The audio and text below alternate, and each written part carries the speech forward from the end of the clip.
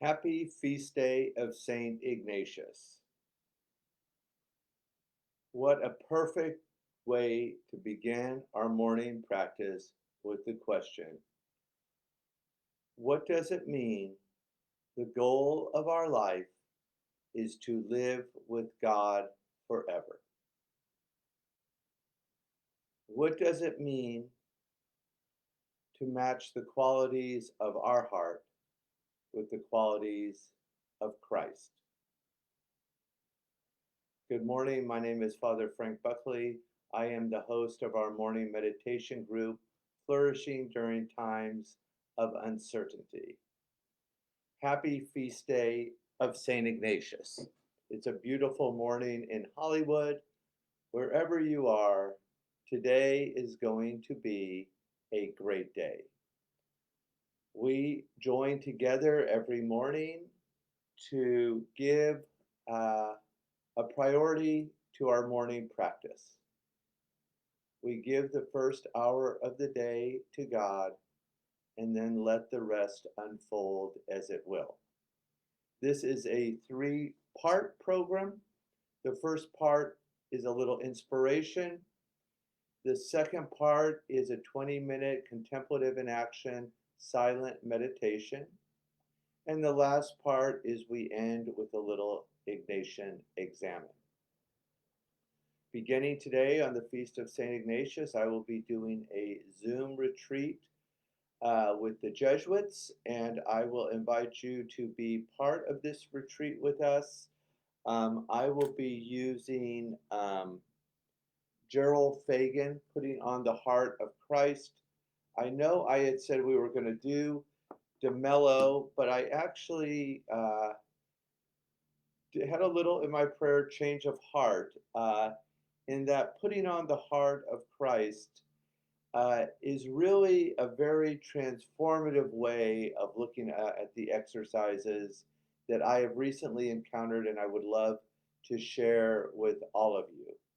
And it comes from really a virtue ethics approach of moral theology. And it turns everything on its head. Rather than asking the question, who am I? It changes the question and asks, who is the person I would like to become? Father Fagan has a way in this book, Putting on the Exercises, of inviting us to go deeper into our own hearts and to the hearts of Christ. So for our inspiration for the next 8 days, I will share a little part of this journey with you to begin. So let's get started.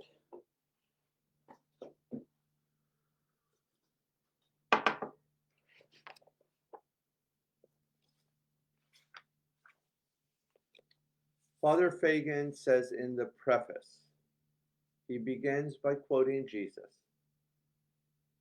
Love one another as I have loved you is the most challenging command in the gospel.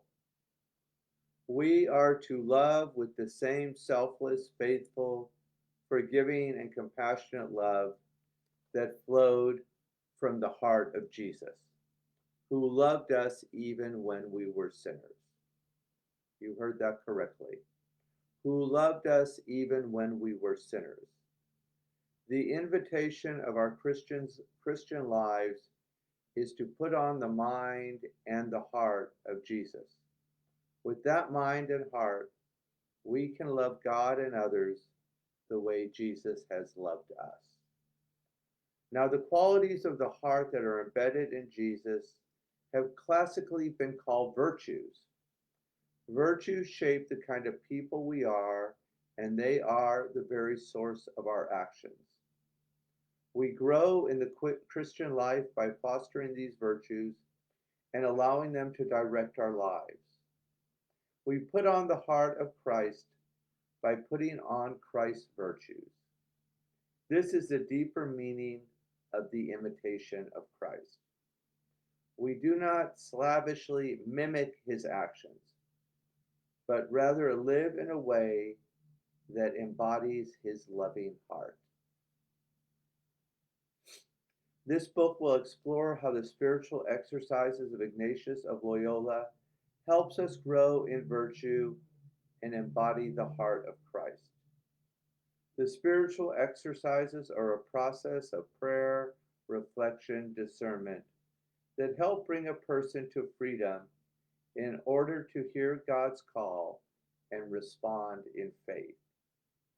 Commentators point out different purposes of the exercises. All agree that the exercises invite one to a deeper experience of God's love as creative, forgiving, calling, saving. Some go on to say that the purpose of the exercises is to discern God's will for one's life and make faith-filled decisions. Let me interrupt and just say I believed that for years. Others focus on the exercises as a school of prayer, a way of fostering a person's growth in relationship with God. Now, this book suggests another purpose of the spiritual exercises: to transform an individual into a certain kind of person with certain dispositions of heart.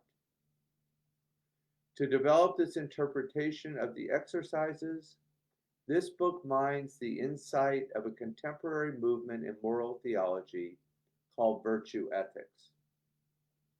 Virtue ethics contend that the real question of ethics is not, what should I do, but rather, who should I become? It is concerned with fostering the virtues necessary to live a Christian life of love of God and service of neighbor. For one called to discipleship, this means putting on the mind and heart of Jesus and loving as Jesus loved. St. Ignatius wanted Christians to be committed to love and serve the divine majesty in all things. In the chapters that follow, the spiritual exercises outlined by Ignatius will be related to some of the virtues that define this kind of Christian. This does not imply that there is a rigid link between certain exercises and certain virtues. The connections are meant to be suggestive only. My purpose is to provide a way of naming the graces that are at the heart of the movement and dynamic of the exercises. I also wish to articulate the desires elicited by the exercises in the language of virtue. Ask for what you desire is a maxim of Ignatian spirituality. This book will relate these desires to the virtues so that we live out the graces and make decisions based on them. The purpose of this book is not to propose a new way to make or give the exercises.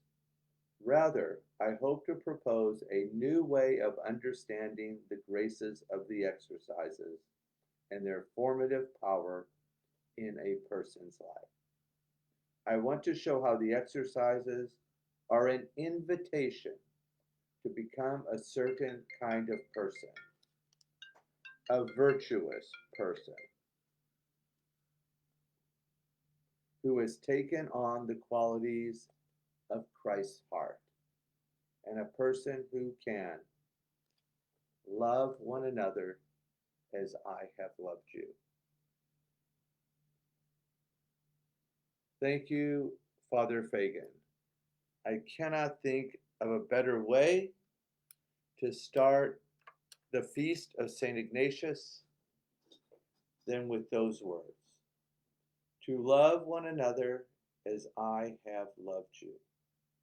What the exercises of St. Ignatius are inviting us to is nothing less than a transformation of the heart, an imitation of Christ's heart, a heart that simply can never be outdone in generosity. My dear brothers and sisters, it is too much for the head to grasp. However, the heart is capable of transformation. We move to that place of silence. We connect, as Father Arupe so beautifully said. We look at the cross. We look at the heart of Jesus resting on the cross. And we connect our heart with Christ's heart. Let us begin. I invite you to find a comfortable position, a seat, a cushion in your home where it is quiet and comfortable. I invite you to take off your shoes and place the soles of your feet onto Mother Earth. And I invite you to unplug. One of the ways we flourish is we unplug from all technology. I will set my timer for 20 minutes. I almost had it set for an hour and 20 minutes. That would have been an interesting way to begin Ignatius Day. But no, I promise we'll do 20 minutes. Don't even worry about the time. I'll keep track of that. We'll begin with the bell. We'll sit. I'll do a little guided meditation. Then we'll sit in silence for 20 minutes. And I'll ring the bell when we are finished. Let's begin.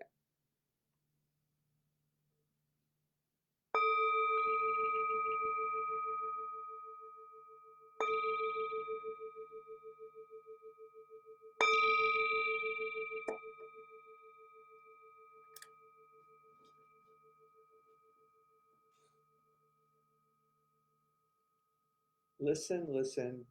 The sound of this bell returns us to our true home. Gently lower the eyes.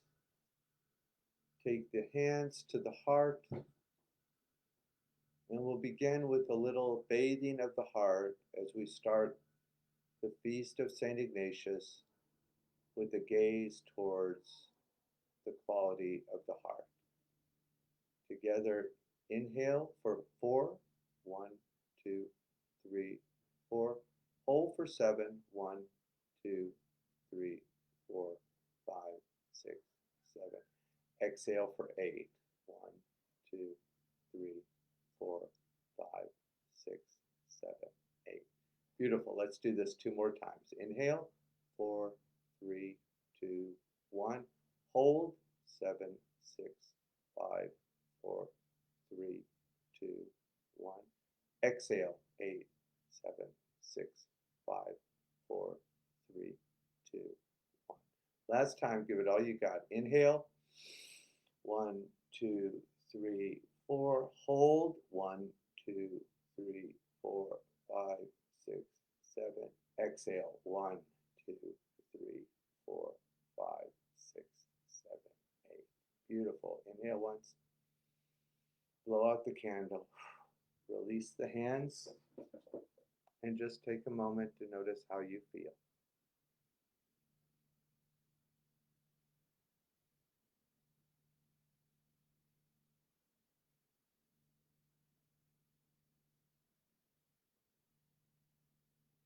Love one another as I have loved you. Gently take the attention to the breath. If we can hear the in-breath, listen to the out-breath. We will never be lost.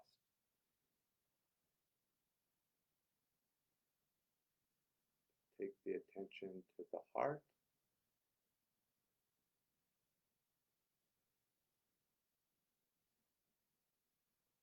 Take a moment to focus on a beautiful place or a beautiful relationship in your life this last year. And just go there for a moment with your heart.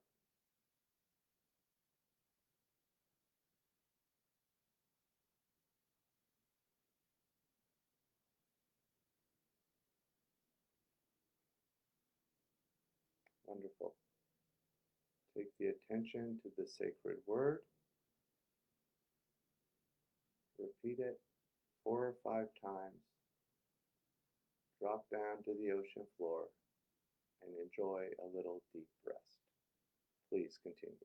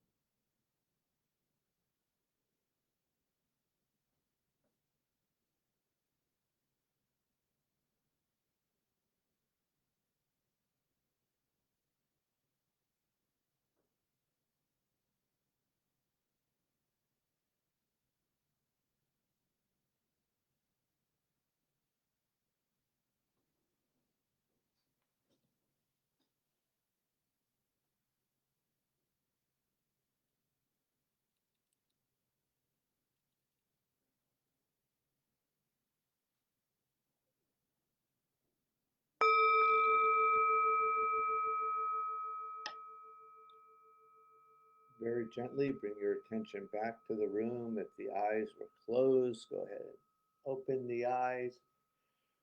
Circle the wrists one way, then the other. Circle the arms, then the other. Shake out anything you've been holding on to. Good. And we'll move into the third part of the morning practice. In the spirit of St. Ignatius, we will do an Ignatian examen. One of the most important things we do in the morning is we build community. So on this feast of St. Ignatius, we'll look at qualities of our heart that came alive during the meditation for our examen on this feast day of St. Ignatius. Share any comments, any graces you would like as we kind of begin this little 8-day journey. I will begin.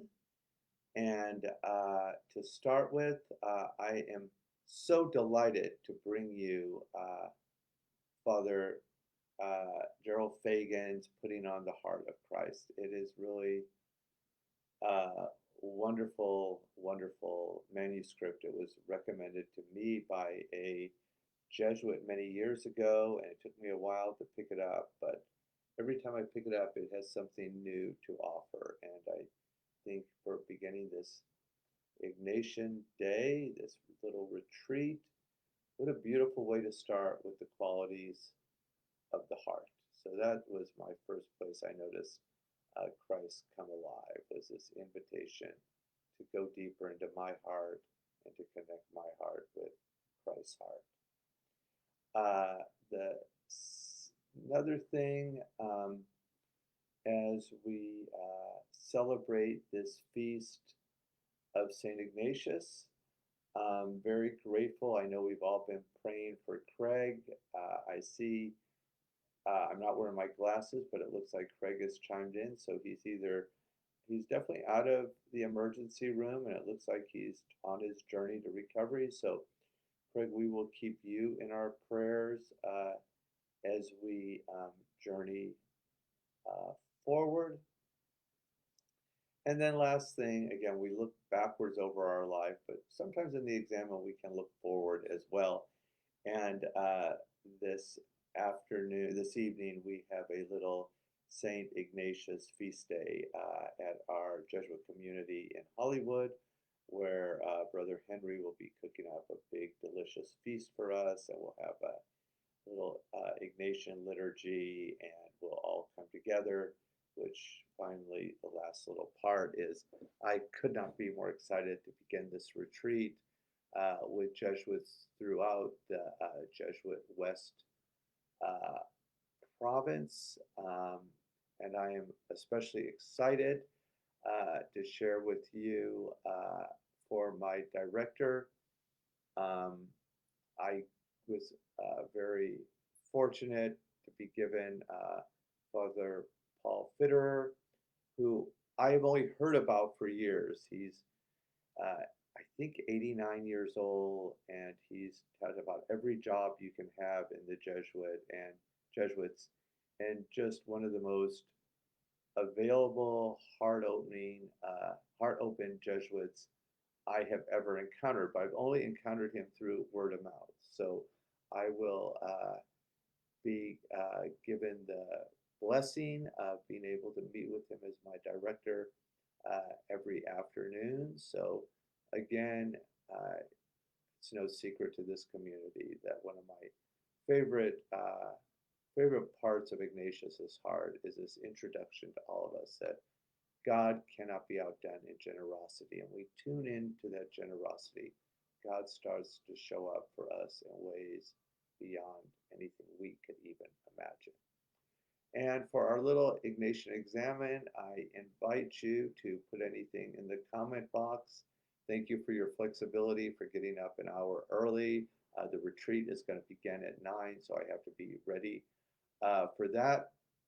But I thought on this feast of St. Ignatius, we could end our examen with one of my favorite prayers by Father Arupe that he wrote literally right before the end of his life. And I cannot think of a more beautiful way to start the retreat than this. So, from heaven, thank you, Father Arupe. Please be with us in our hearts as we begin this retreat. And Father Arupe said this: more than ever, I find myself in the hands of God. This is what I've wanted all my life. However, this time there's a difference. The initiative is entirely with God. And what a profound, beautiful experience it is to find ourselves in God's hands. God bless you, and I will see you on Monday.